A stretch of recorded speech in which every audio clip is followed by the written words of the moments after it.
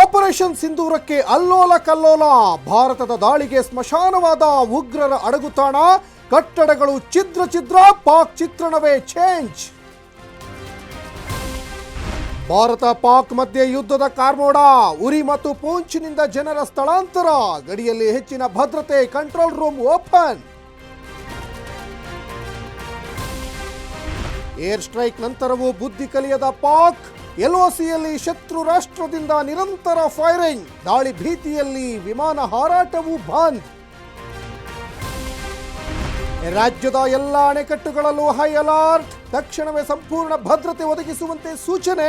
ಜಲಸಂಪನ್ಮೂಲ ಇಲಾಖೆಯಿಂದ ಆದೇಶ. ಏರ್ ಸ್ಟ್ರೈಕ್ ಸಕ್ಸಸ್ ಹಿನ್ನೆಲೆ ವಿಶೇಷ ಪೂಜೆ. ರಾಜ್ಯದ ದೇವಸ್ಥಾನಗಳಲ್ಲಿ ವಿಶೇಷ ಪ್ರಾರ್ಥನೆ. ದೇಶದಾದ್ಯಂತ ವೀರ ಯೋಧರಿಗೆ ಜನರಿಂದ ಜೈಕಾರ.